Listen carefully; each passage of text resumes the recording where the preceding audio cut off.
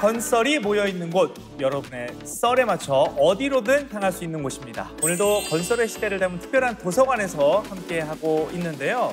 오늘도 함께 해주시는 건설 파트너 팝 칼럼니스트 김태훈 씨, 신원상 박사님 모셨습니다. 어서 오세요. 안녕하세요. 네. 자, 오늘의 건설적인 건설 이야기를 함께할 특별한 손님을 또 모셨는데요. 영광입니다. 대한민국 사실 음악사에서 이분을 빼놓고 이야기하는 게 가능할까? 한국 락의 역사를 이분이 직접 건설하셨다 해도 과언은 아닐 것 같습니다. 락의 전설 김종서 씨 나오셨습니다. 안녕하세요. 반갑습니다.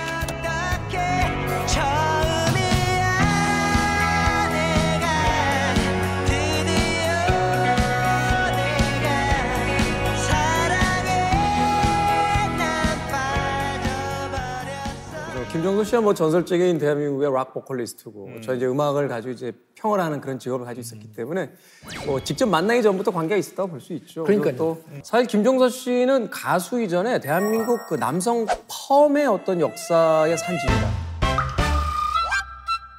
30여 년 전부터 이 긴 머리에 그 파마 머리, 남성들이 미용실을 다니지 않던 시절부터 파마 머리의 어떤 역사를 직접 보여주십니다. 올해로 데뷔 39년 차 하십니다. 엄청나죠. 그러니까요. 제가 그렇게 됐어요, 벌써. 진짜로 39년 차시면 공연 횟수만 해도 3,000회 넘지 않을까 와. 싶어요. 이게 전국에 다니면서 공연장을 많이 다니실 거 아니에요? 공연장에 전국적으로 지자체에 따라 다 있죠. 그렇죠. 그러면 그 공연장마다의 좀 차이점을 느끼시나요? 예전에는 진짜 차이가 많이 났거든요. 이 지방과 이 서울과 이 근교권, 차이가 되게 그렇죠, 많이 났는데 그렇죠. 그래서 제가 이제 그 지방 공연이 하기로 이제 돼 있는데 거기 안 오시고 서울에서 할 때 이제 오겠다. 진짜? 그 정도로 이제 예전에는 편차가 좀 있었어요. 근데 지금은 많이 굉장히 성향이 풍부해가지고 좋죠. 과거에는 지방에 이제 소위 공연 전문 그 공간이 없어서 네. 조금 열악하던 시절에 네, 맞아요. 가보면 약간 학교 강당 같은 데서 이렇게 스피커 몇 개 붙여놓고 배드민턴 치는 데서 하고 맞아요. 배드민턴장에서 사과 박스 하나 올려놓고 그 정도는 아니고 뭐야? 뭘 보세요? 장윤정 거짓말한 거야? 근데 장르 따라 좀 다른데 맞아요. 아 그렇죠.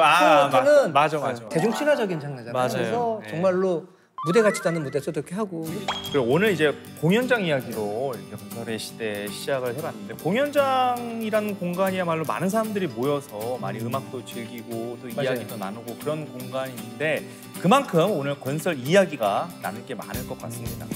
그 뭐 어떤 특수한 건설물이나 시설물이 우리 생활에 어떻게 녹아들어 있는지 건설 기술과 우리가 어떻게 만나고 있는지 그 속에 숨어있는 이야기를 지금부터 풀어나가 보도록 하겠습니다.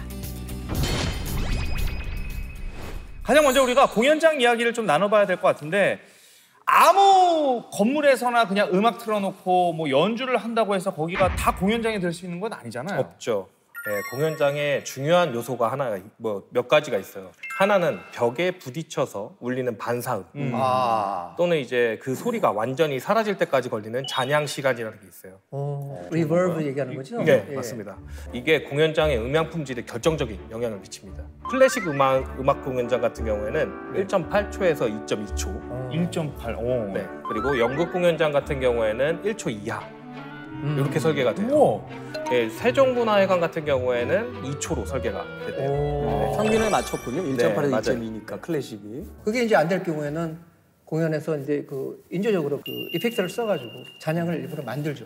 그래요? 네. 예, 이게 야외 공연장 같은 경우는 뭐 이따가 이야기가 나오겠습니다만 이제 사운드가 바깥으로 흘러나가 버리잖아요. 네, 그렇죠. 그래서 이제 스피커 뒤쪽 스피커에다 약간 딜레이를 걸어가지고 네. 앞에서 나오는 스피커보다 시간을 조금 늦게 나오게 만들어요. 예, 우와. 그래서 마치 벽에 부딪혀서 이제 반사음으로 튀어나오는 것처럼 예, 그렇게 세팅을 해요. 저는 뭐 세션과 가수의 실력만으로 공연을 채운 줄 알았더니 이렇게 얘기를 들어보니까 또 건설이 공연을 완성하는데 한몫 차지하는구나라는 거를 또 배웁니다. 근데 실내만 하는 게 아니고 야외 공연 엄청 큰 데도 있잖아요. 뭐 김대우 씨가 말씀하신 것처럼 소리가 빠져나가는 네. 그런 공간에서도 공연 많이 하셨죠? 야외 공연장에서도 많이 여름에는 특히 이제 락페 같은 건 다 거의 다 야외 공연장이죠. 락페는 다 야외 공연. 네. 해외에서 손꼽을 수 있는 야외 공연장이 있습니다. 웸블리 구장. 굉장히 유명하죠. 그렇죠. 9만 명 소양할 수 있고. 아, 웸블리가 9만 명이 9만 명이에요. 들어가요? 그리고 유럽 그 대중문화의 심장이라고까지 할 수 있습니다. 퀸 유명하잖아요. 네, 유명하죠, 예, 예. 유명하죠. 퀸뿐만 아니라 뭐 마이클 잭슨, 그렇죠. 뭐 비욘세, 에드 시런, 그리고 테일러 스위프트, 그리고 우리의 BTS, 블랙핑크. 와, 진짜. 그러니까 여기에 단독 공연을 올렸다 그러면은 이미 세계적인 스타라는 방증이죠. 자랑스럽다.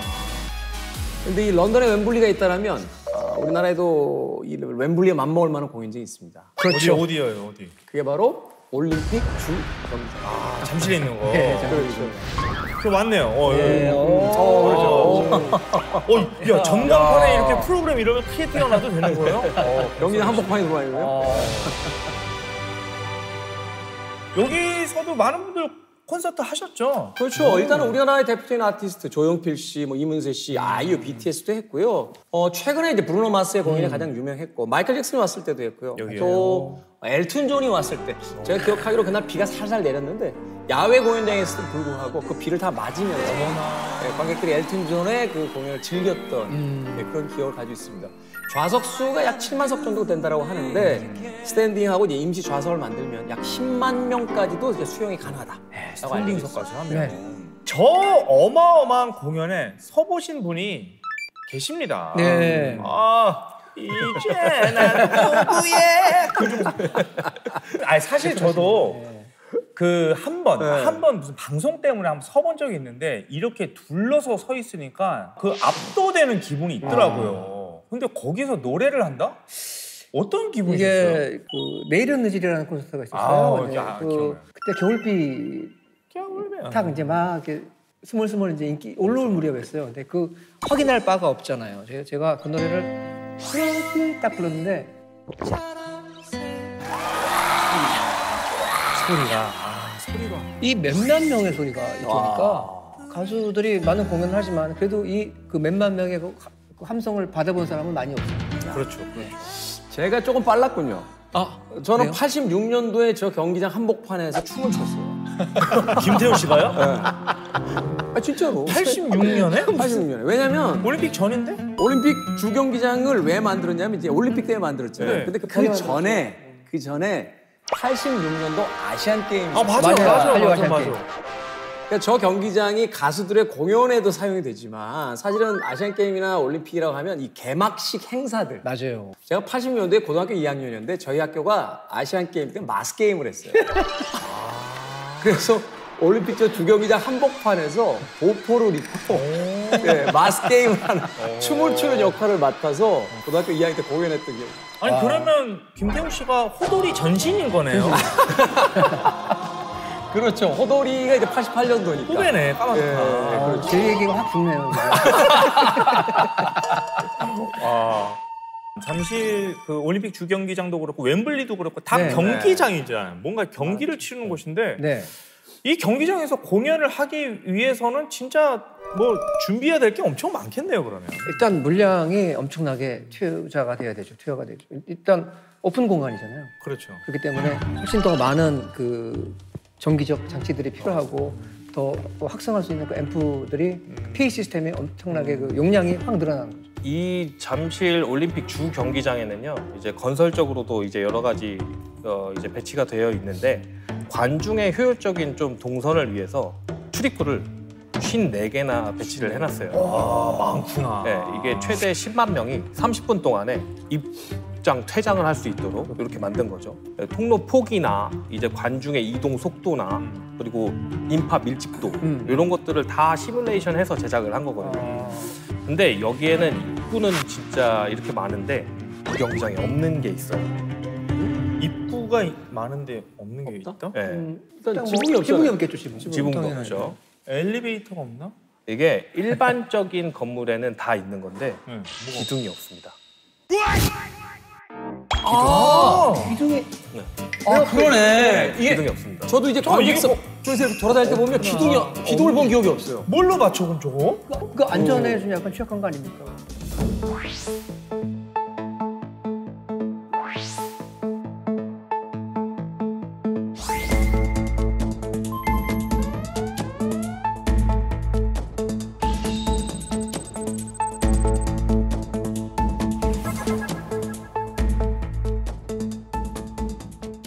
이게 올림픽 주 경기장은 이게 PSC라고 해서 프리스트레스 콘크리트 구조로 만들어졌어요. 네. PSC에는 이제 공장에서 강선을 먼저 긴장을 시키고 타설 후에 경화를 시켜서 긴장력을 유지시키는 이제 프리텐션 공법이라는 게 하나 있고요. 현장에서 콘크리트를 타설시키고 경화를 시킨 다음에 설치된 강선을 당겨서 긴장시키는 포스트 텐션 공법이 있어요. 여기에는 포스트 텐션 공법이 사용됐거든요. 이게 좀 쉬운 일상적인 예로 좀 드리면요. 이제 여기 우리 다 신발 신고 계시죠? 운동화 끈을 예를 들 수가 있어요. 운동화 끈을 저희가 신고서 묶는 거랑 그냥 묶는 거랑은 텐션이 달라요. 그죠. 이거 발을 넣고 끈을 딱 조여야 텐션이 더 짱짱하죠. 그리고 캠핑 많이 가셨죠? 캠핑 가면은 텐트. 말뚝을 받고 팩이라고 하죠. 팩을 받고 양쪽에서 당기죠. 그런 원리가 요 원리라고 보시면 될 것 같아요. 그러니까 미리 구조물을 위치시킨 다음에 당겨서 팽팽하게 만든다. 전통적인 디자인과 또 이런 첨단 기술이 만나서 지금의 주 경기장이 탄생을 했는데 요즘 들어서 공연장으로 많이 쓰는 경기장 하면 또 고척에 있는 스카이돔 없죠. 맞아요. 이게 국내 최초 덤구장이잖아요. 그렇죠. 고척 스카이돔은 사실은 우리나라 공연의 어떤 역사에 있어서 이게 있을 때와 없을 때는 나눠진다고 할 정도로요. 해외 아티스트들의 벌써 이제 그 내한 자체 횟수가 달라졌어요. 맞아요. 그만큼 사실은 야구장, 프로야구장뿐만이 아니라 다양한 형태로서 쓰이는 곳이 바로 이 고척 스카이돔이 아닌가 하는 생각이 드는데 예전에 이제 종합운동장을 만들 때만 해도 이제 공연을 한다는 생각을 못했기 때문에 음향이나 조명이 이제 스포츠에 집중돼 있었다라면 이 고척 스카이돔을 만들 때부터 여러 가지 어떤 용도를 생각을 해놔서 음향 시설이라든지 조명도 사실은 스포츠 중계뿐만이 아니라 또 이 공연에도 사용할 수 있도록 약간 좀 변동성을 좀 자유롭게 해놓은 것으로 알고 있습니다. 그러니까 애초에 만들어질 당시부터 두 가지의 목적을 고려를 해놓고 만들었기 때문에 야구 팬분들한테는 뭐 야구장으로 유명하고 K-팝 팬분들에게는 공연장으로 익숙한 곳인데 아무래도 이 돔구장이라고 하면은 최고의 장점이 위에 있는 뚜껑 지붕을 뭐 열었다 닫았다 하는 게 특장점일 텐데 관중분들도 그렇고 가수분들도 이렇고 뚜껑이 열렸을 때 닫혔을 때 아무래도 소리의 차이가 없진 않죠. 쉽게 할 수 있는 방법이 있습니다. 확 다르죠. 오픈카를 타시고요. 라디오를 튼 다음에 뚜껑이 있을 때랑 덮었을 때의 차이를 경험해 보시면 정확합니다. 천재인데? 이거 제가 우스갯소리 드린 게 아니고 가수 입장에서 소리가 또 듣는 입장도 있지만 부르는 입장에서도 피로도라든가 차이가 있을 것 같아요. 공연의 입장에서는 사실 조금 열악하죠.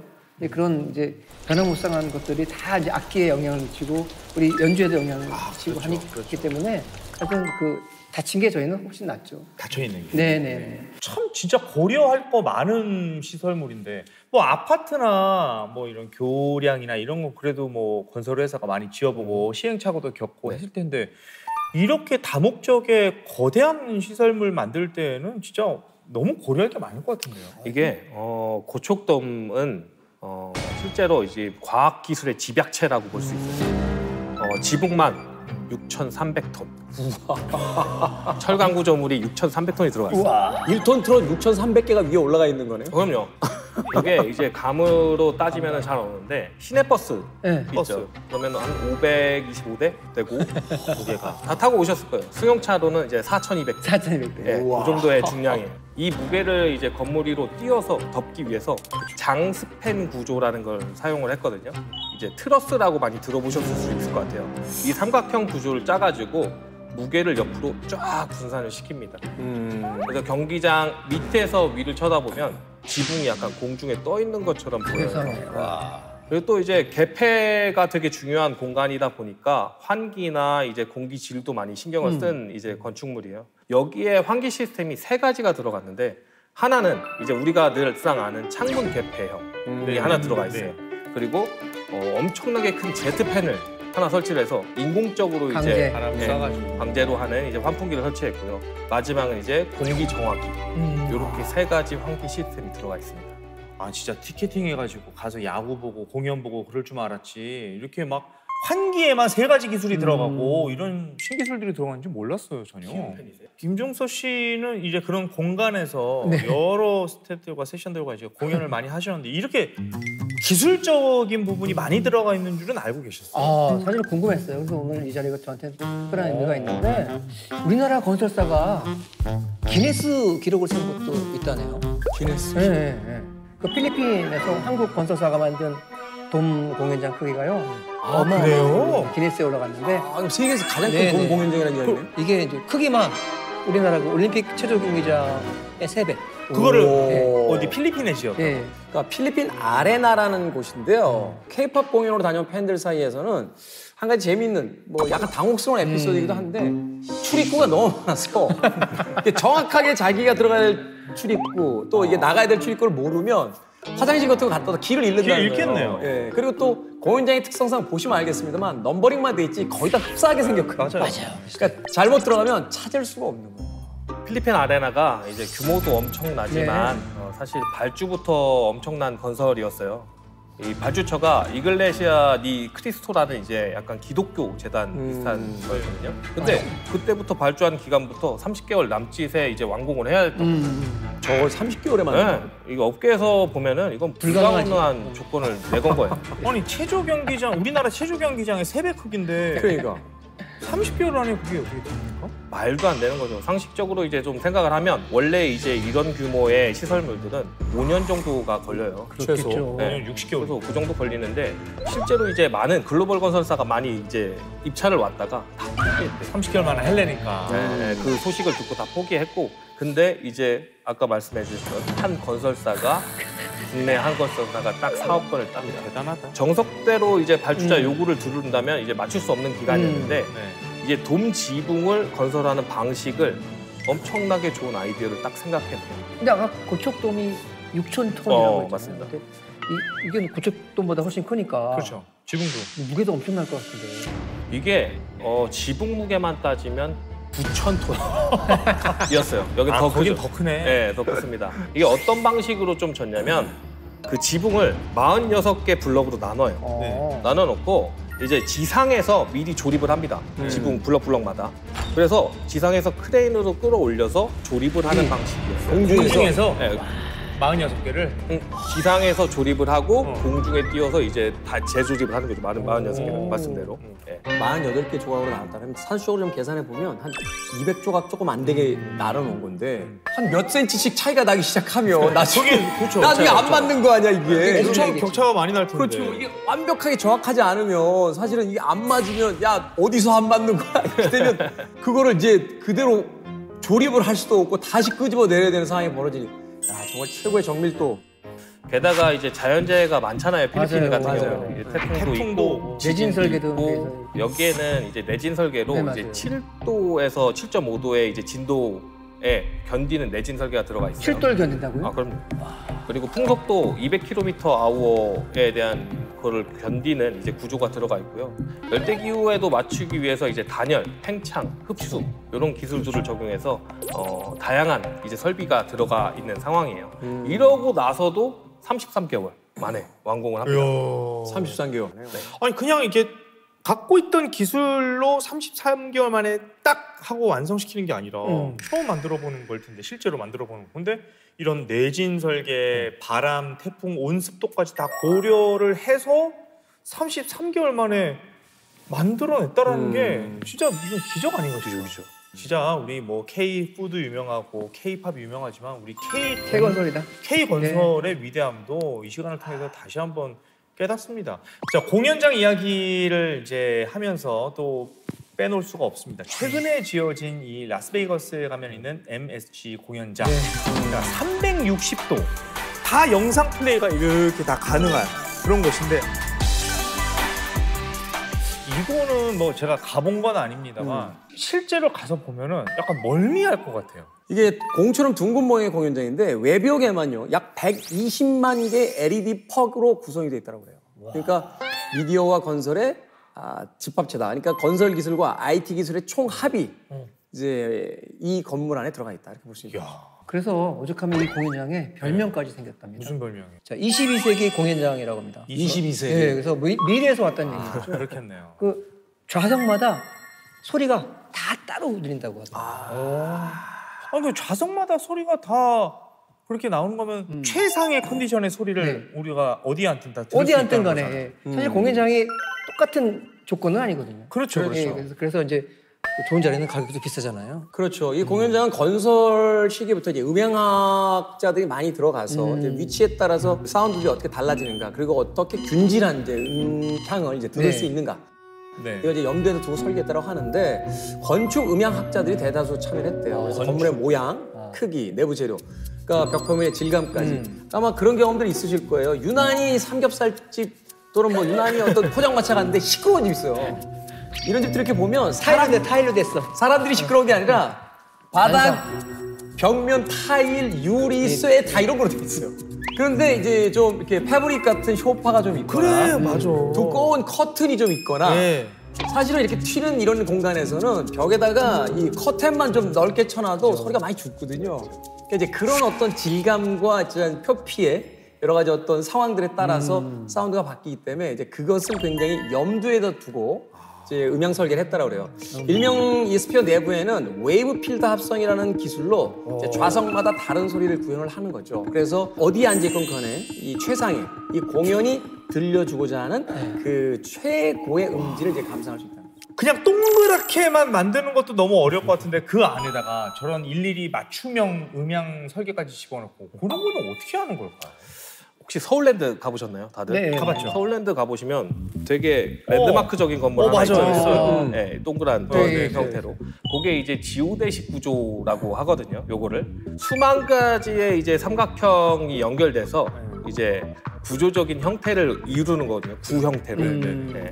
이런 공연장이라고 보시면 될 것 같고요. 이 공연장은 이제 강력한 내구성과 안정성을 가지고 있어요. 그래서 사실 저는 이런 이야기 들으면 굉장히 부럽더라고요. 우리나라에는 이제 음악만을 위한 전문 공연장은 사실 좀 드물거든요. 대중음악이라든지 최근에 이제 케이팝이 이렇게 발전하고 있는데도 불구하고 대중음악에 대해서는 이제 전문 공연장이 별로 없는데 참 저런 공연장을 보면 사운드적인 측면에서 봤을 때 굉장히 부럽다 하는 생각을 해보게 되네요. 뭐 준비를 하셔야 되는 거 아닙니까, 건설업계에서? 그 준비하고 있죠. 있어요? 있죠. 아까 말씀 잠깐 드렸지만 올림픽 주경기장 리모델링 중이에요. 맞아요. 맞아. 그 사업 발표했죠. 네, 발표했습니다. 이제 조금만 기다리시면 이제 한국의 위상에 맞는 그래요? 그 건축물이 들어설 거예요. 공연장도 좀 세계적인 수준으로 올라가기를 저희가 기대하겠습니다. 예. 네, 알겠습니다. 자, 제가 건설의 시대에서 이제 재밌는 걸 많이 배워가고 네. 또 알아가고 그러다 보니까 주변에 가면 이제 꼼꼼히 살펴보는 그런 버릇들이 생겼는데 생각해 보니까 우리가 매일 한 잔씩 들이키는 게 있습니다. 자, 바로 카페인데요. 카페. 어느 순간 카페라는 공간이 되게 우리 집 다음으로 친숙한 공간이 됐어요. 요새는 그냥 만나면 의뢰 그냥 다 카페 가서 뭐 다음 동선을 계획을 네, 거기 가서 하든지 맞아요. 어쨌든 카페를 일단 가는 것 같아요. 왜 이렇게 카페들을 갈까요, 우리? 근데 사실은 저는 이제 카페 문화의 출발은 커피를 마시기 위한 단순한 어떤 식음료의 공간이라기보다는 머물기 위한 공간으로서 더 중요하다고 봐요. 사실 이제 아파트 문화가 굉장히 발달한 곳에서는 그 아파트 내부에 이제 단지 내에 사실은 뭐 약간 공연 비슷한 그런 녹지 공간도 좀 있고 이제 벤치가 있으면 거기서 시간을 보내시는 분들이 많은데 이 오피스텔과 빌딩이 빡빡히 들어와 있는 공간 속에서는 없어. 자기 사무 공간을 빠져나가면 사람들과 얘기할 데가 없어요. 벤치도 없고 예전에는 왜 그래도 동네마다 좀 여유인데 있었어요. 나무 벤치들이 있었단 있었죠, 말이에요. 근데 있었죠. 벤치도 다 사라지고 맞아요, 이 맞아요. 복잡한 도시에서 어디 머물러서 앉아서 얘기할 데가 없잖아요. 그 공간을 이제 카페가 대신 해준다라는 이야기를 하시는 분들이 있어요. 그러면 이를테면 커피값으로 내 자리를 사는 거예요. 그렇죠. 그렇죠. 그러니까 예전에 있던 그 벤치를 못 찾으니까 맞아요. 커피 한 잔 값 내고 벤치 대신 카페 가 있는 거고. 어허. 여러분들 힙합이라는 그 음악의 문화 중에서 대표적인 게 하나 있어요. 그게 뭐냐면 후드티예요. 그렇죠. 이게 사실은 이제 그 중세 수도사들의 옷에서 영감을 받아서 만든 옷이라고 하는 건데 유별나게 이 힙합 음악이 그 대중화되면서 이 후드티가 늘어나기 시작했어요. 왜 그럴까요? 이 힙합 음악의 출발점 자체가 사실은 이제 슬럼가, 네. 이제 못 사는 동네에서 이 정식적인 음악 교육을 받지 못하고 정상적인 악기를 이제 구입할 수 없었던 사람들에 의해서 이게 굉장히 대중화된 음악이거든요. 맞아요. 그러다 보니까 이 가난한 사람들의 특징이 뭐냐면 자기 공간이 없다는 거예요. 집에 가도 좁은 방에서 여럿이 살아야 돼요. 심지어 미국 같은 경우는 집도 아니고 트레일러 뭐 이런 데서 살고 늘 대중교통 수단 사람들 빡빡하게 있고 자기 공간이 없잖아요. 그래서 이 힙합을 하는 친구들이 헤드셋을 머리에다 쓰고 후드티를 쓰는 순간 거기가 내 세상. 거기가 온전한 자기 공간이 된다는 거죠. 어쩐지 제가 네. 최근에 후드티를 입더라고요. 아이고. 집에 내 공간이 없어. 점점 줄어드나요? 아 그래서 내가 그래서 후드티를 사는 그게 거야. 많은 남성들이 그 자동차를 좋아하는 이유가 뭐냐면 자기 혼자 온전히 머물 수 있는 공간이 거기밖에 없기 때문이다라는 또 이야기도 있습니다. 어찌 보면 좀 서글픈 현상일 수도 있는 것 같은데 이런 거 어떻게 뭐 해결할 수 있는 방법은 없나요? 건설적으로 해결하는 방법은 이제 공원이나 아까 말씀 주셨던 뭐 공공 쉼터를 이제 뭐 건설하는 게 가장 쉬운 방법이죠. 자 이번에는 우리 삶의 정말 이 중요한 시설물 이 공원의 시대로 가보도록 하겠습니다.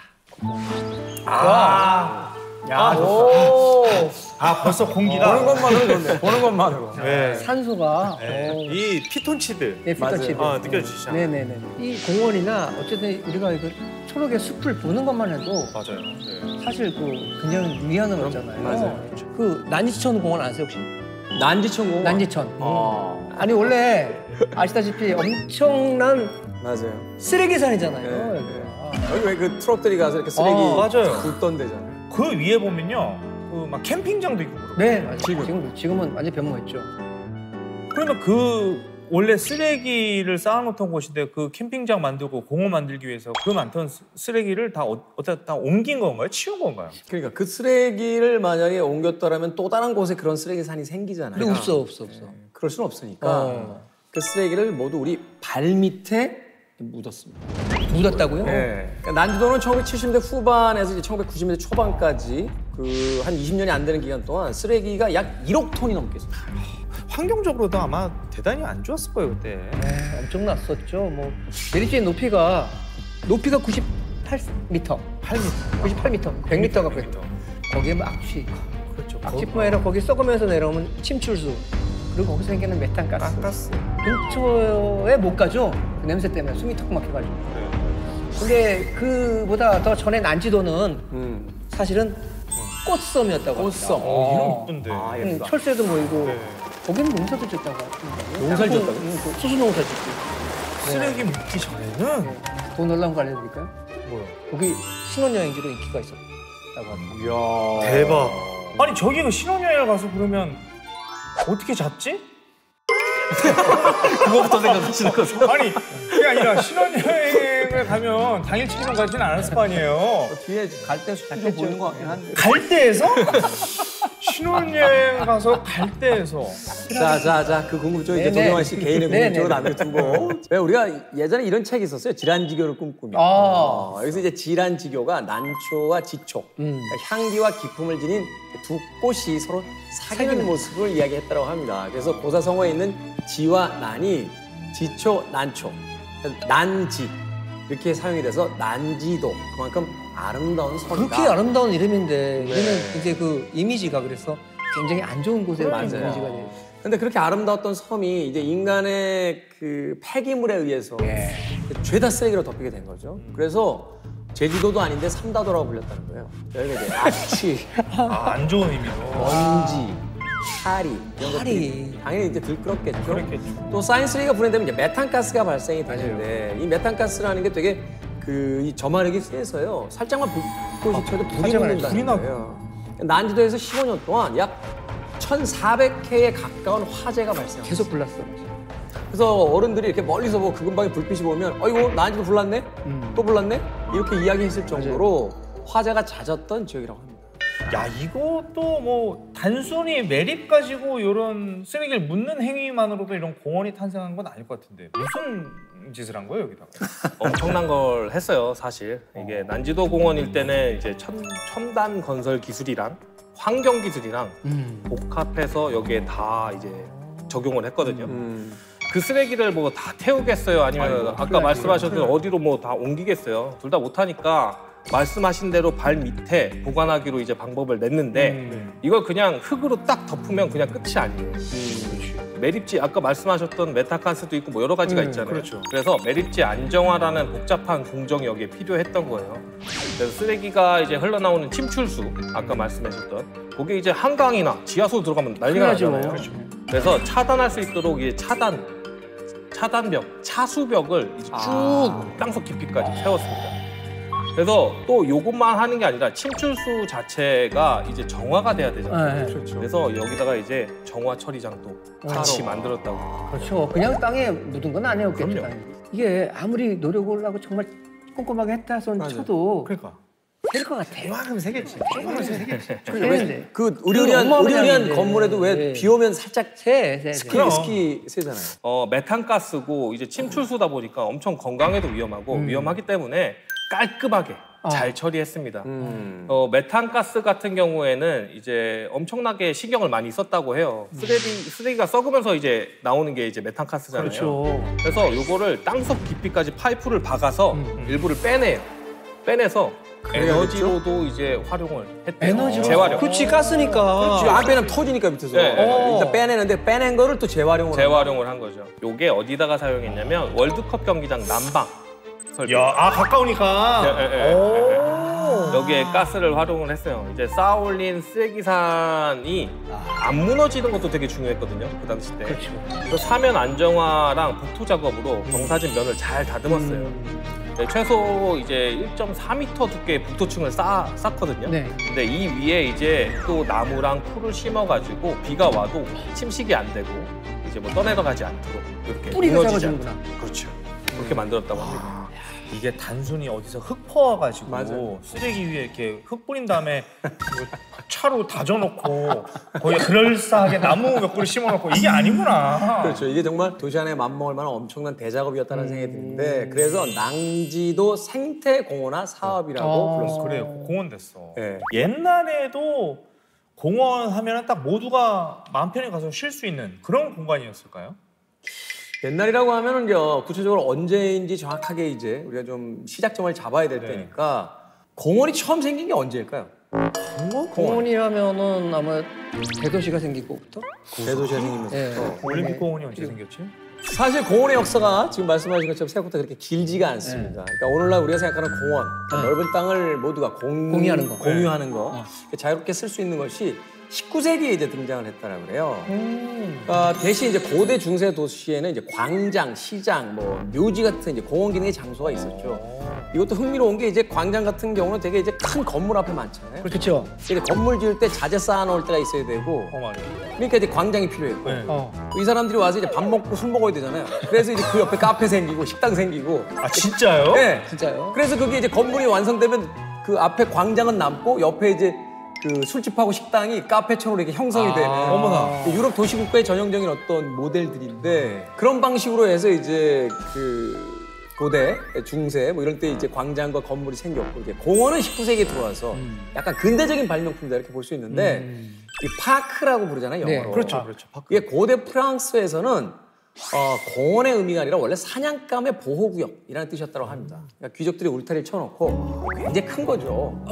엄청난 큰 네. 거네. 그 안에다가 이제 사슴이나 멧돼지 같은 동물들을 키우면서 귀족의 오락공간으로 썼던 건데 그러니까 그 당시에 이 파크라는 건 우리가 생각하는 공원이라기보다는 약간 특정 계급의 정원에 가까웠던 단어였고 근데 이게 19세기 와서 이제 바뀌게 되는 거예요. 그러니까 산업혁명이 일어나죠. 도시로 인구가 몰립니다. 그리고 빈부격차가 심해지고 런던만 해도 100만 명이었던 인구가 650만 명까지 증가합니다. 그쵸. 그리고 나서 그 유명한 뭐 런던 스모그도 생기죠. 예. 공장들이 많이 생겨서 막 그 많은 사람들이 죽고 밀집해 있다 보니까 전염병이 생기고 하수도가 오염되고 뭐 이런 여러 가지 문제들이 이제 생기면서 이제 공원의 어떤 필요성이 이제 등장을 하게 됐다고 합니다. 하여튼 이게 보면은 뭐가 급격히 발전하거나 많아지거나 이러면 딸려오는 문제점들이 많은데 맞아요. 그럼 네. 그때 당시에 런던의 그 많은 문제점들은 다 어떻게 해결을 했을까요? 그러니까 이제 도시공학자들이 고민을 얼마나 많이 했겠어요. 이게 사실은 갑작스럽게 100만 명이 살았던 도시에 650만이 됐다. 우리가 이제 지하철을 탈 때 정원이 180명인 칸에 이게 한 500명 탔다. 그렇죠. 이게 문제가 어떻게 되겠냐고요. 포화 상태가. 네, 그래서 해결법이 여럿 있었지만 그 중에 하나로서 제시가 됐던 게 바로 공원이었다고 합니다. 그러니까 너무 빡빡하니까 숨 쉴 틈이 있어야 된다. 그러니까 도시에 허파가 있어야 된다고 이제 생각을 했던 것 같아요. 그래서 실제로 이 도시의 이곳저곳에 이제 공원으로서 이제 활용할 수 있는 공간들을 만들었는데 이 뒤부터 이 공원 근처에 사는 사람들은 감기나 전염병에 조금 덜 걸렸대요. 그러니까 분포적으로 봤을 때. 공원이 병을 줄이는 효과는 이제 연구 결과에서 나왔는데 녹지가 많을수록 코로나19 감염률이 낮았대요. 그거는 의미가 있지. 네. 그리고 또 도시공원이나 녹지에 자주 노출되는 사람들은 감기나 천식 이런 거에 걸리지 않고 호흡기 사망률도 되게 낮았다고 하더라고요. 그리고 또 하나 더 말씀드리면 우울증, 불안 이런 것들 정신적인 것도 다 해결했다고 하더라고요. 그 경험이 한 번 있는 게 이 코로나에 걸린 건 아니고 근접 접촉이 돼서 그 2주 동안 격리됐었어요. 그때 그랬죠. 네, 그때 이제 아마 그런 경험도 한두 번씩 다 했죠. 예. 저 아파트 살았는데 그때 이게 아파트에 발코니가 필요하구나. 집에서 2주 동안 꼼짝을 못 하니까. 그러니까 어떻게 보면은 그 대도심의 공원이 발코니 역할을 한 거네. 이 아파트 입장에서 격리당했을 때 한번 생각을 해보세요. 이 독립되어 있는 발코니가 사실은 그 아파트 공간에서 유일하게 맛볼 수 있는 자연이에요. 맞네. 어찌됐건 인간에게 이만큼이나 외부와 최소한의 만날 수 있는 최소한의 공간이 필요하다. 이런 생각이 들더라고요. 공원의 중요성을 그 빗대어서 한 말이 유명한 말이 하나가 있어요. 그 센트럴 파크가 없었으면 뉴욕엔 그만한 크기의 정신병원이 필요했을 거예요. 저 그 말 알아요. 이 센트럴 파크를 설계하신 분이 프레더릭 로우 옴스테드라는 분이거든요. 이분이 했던 명언이에요. 맞아요. 근데 대단한 분이었죠. 이제 현대 도시공원을 설계한 조경의 아버지거든요. 근데 이름값이 있었는데도 이 뉴욕시가 이제 센트럴 파크 설계 공모를 했어요. 근데 익명으로 응모해서 어머나? 당선이 된 거예요. 왜요? 그렇게 자기 실력을 직접 한번 증명해 보고 싶었던 모양이네. 이름값이 아니라. 계급적 떼고 한 거 아니에요? 그러니까. 멋진데? 센트럴 파크가 산책로가 되게 꼬불꼬불 이렇게 돼 있거든요. 맞아요. 예, 한번 보시면 알 거예요. 이 조경가의 설계인데 이제 길이 곧으면은 같은 풍경만 계속 보이잖아요. 그죠? 그래서 꼬불꼬불 이렇게 해놓고선 이제 새로운 경치들을 계속 사람들이 만날 수 있도록 설계를 했던 거예요. 세심하다. 여기가 이제 대형 토목 프로젝트였거든요. 이제 300만 그루 이상의 이제 나무랑 식물들이 거기에 이식되어 있어요. 그리고 다리, 터널, 산책로 뭐 이런 1,500개 정도의 이제 구조물이 여기다가 지어졌죠. 요즘에는 이제 뭐 서울 외 다른 도시는 어떤지 모르지만 서울에는 이제 뭐 예전에는 한강이 보이고 그런 거를 중요시 여겼다면 요새는 집 근처에 뭔가 그런 숲이 있다거나 조성이 된다거나 그래서 최근에 왜 성수동 했잖아요. 그것도 그 서울 숲 영향이 있지 않았나 저는 그렇게 생각을 하거든요. 맞아요. 숲이 주는 효과가 있나 봐요. 연희동 같은 경우도 왜 그 철길이 있던 곳에 자그마한 이제 잔디밭 같은 이제 곳이 조성이 되는데 그걸 이제 그쪽 지역분들은 연트럴 파크라고 맞아요. 연트럴 파크라고 하면서 이제 집 근처에 그런 공간들이 있다라는 게 이제 굉장히 중요하다는 것을 이제 점차 우리가 이제 깨닫기 시작했던 거죠. 도심에 아무리 첨단 시설이 있어도 숲이 있어야 비로소 완성이 되는 것 같아요. 그럼요. 맞아요. 제가 한 건축가에게 재미있는 이야기를 들었는데요. 이 빌딩들 위에 이렇게 인공 정원을 만드는 경우들이 많잖아요. 그게 점점 늘어난다는 거예요. 그게 어떤 의미가 있느냐라고 했더니 그 빌딩에 갇힌 사람들에게 최소한의 정원을 돌려주는 효과가 있고 이 지구를 인공위성에서 찍게 되면 이 이제 녹지였던 것을 다 파헤쳐서 인공적인 콘크리트가 올라가서 그만큼의 녹지가 사라진 거잖아요. 그렇죠. 그걸 다시 정원에 지붕에다 얹어주면 지구 전체의 면적으로 봤을 때 이 빌딩이 파괴한 것만큼의 녹지를 돌려주는 거니까. 그러네. 그렇게 하기 위해서 이제 그 옥상 정원을 굉장히 선호하는 경우들이 생긴다라는 또 이야기를 하더라고요. 그러니까 그 부분 인간은 본능적으로 그 녹지에 대한 어떤 그런 로망, 그리움 그런 것이 있는 것 같아요. 굳이 뭐 외국까지 나가지 않더라도 우리나라에서도 충분히 훌륭한 공간이 있습니다. 청계천. 청계천.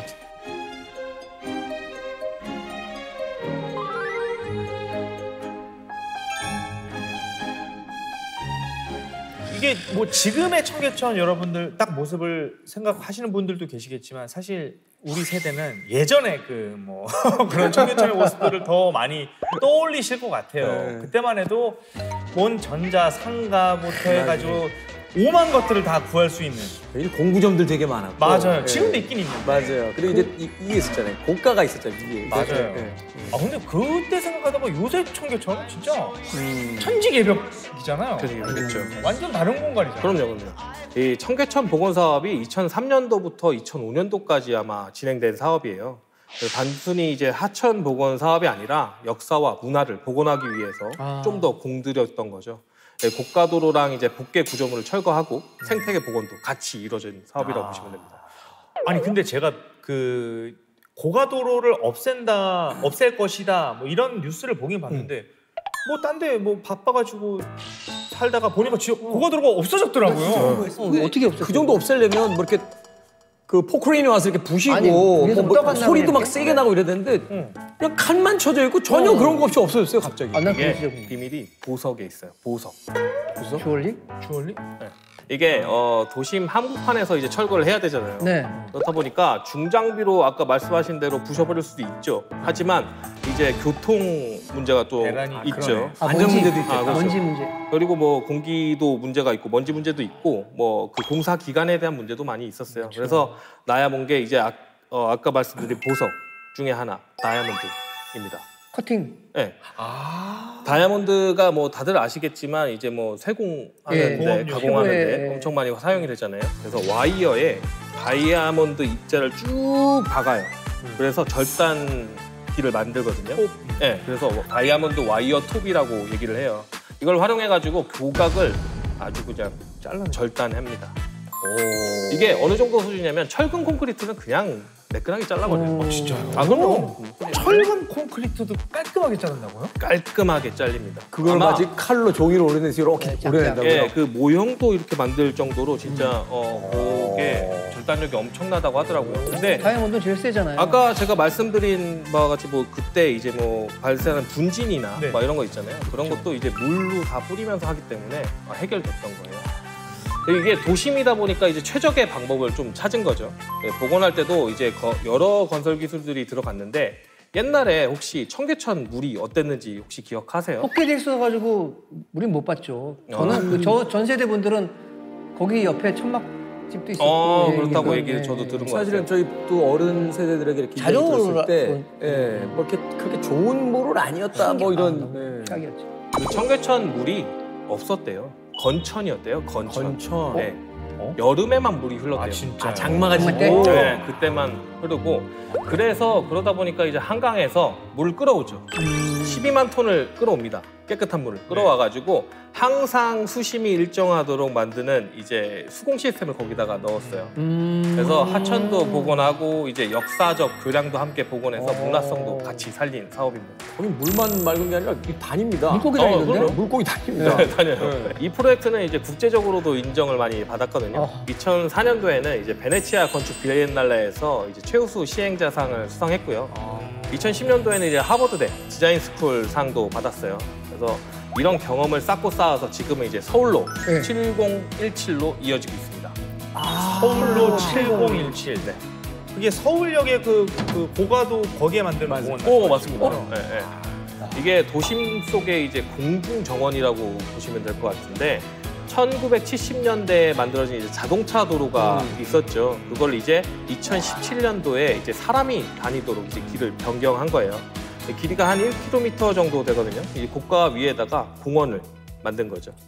지면이 아닌 공중에 떠 있는데 1km 정도를 가로지르고 있다라면 이게 어디서부터 어디까지라고 얘기해야 되는 거예요? 이게 이제 서울 한복판을 이어놓은 정원이다 이렇게 생각하시면 되게 이해가 편하실 것 같아요. 네. 일단은 뭐 서울에서 가장 이제 중심지였던 서울역, 네. 남대문시장, 해운동 그러니까 이렇게 이제 움직일 수 있게 돼 있는데 정원을 오픈은 지금 한 상태입니다만 계속 업그레이드를 한다고 하니까 앞으로 어떤 건설 기술이 이제 더 들어간 휴식 공간이 나올지 좀 기대를 해보시면 좋을 것 같아요. 왜 우리가 외국 가면 어떤 특정한 거리 굉장히 유명한 데 많잖아요. 네. 그것처럼 이제 서울의 여러 가지 관광 명소 중에 하나가 공중에 있는 산책로. 거기 뭐 맛집도 있고 뭐 카페도 들어오고 뭐 이렇게 이제 조성들을 계속해서 더 한다라고 하니까 좀 기대를 해봐도 좋을 것 같습니다. 네. 제가 늘상 하는 그 공연장에 이렇게 또 첨단 그 과학 기술이 집약되어 있는지를 처음 알았고 그 K 건설사, K 맞아요. 건설사의 의형이 또 이렇게 대단한 거구나라고 생각이 들어서 굉장히 좀 자긍심이 드는 순간이었습니다. 네. 자, 오늘 함께 다닌 많은 이 건설의 시대가 여러분들 즐거우셨기를 바라겠습니다. 저희는 다음에 더 재미있는 건설 이야기로 인사드리겠습니다. 고맙습니다. 감사합니다. 저게 우주에 있다는 게 느껴지세요, 진짜로? 새로운 얼굴입니다. 강성주 박사님 모셨습니다. 처음으로 전원이 여성으로 185조 원. 협찬이에요. 화성 식민지화 계획을 이제 발표합니다. 저만 가든가 저만 지구에 있든가.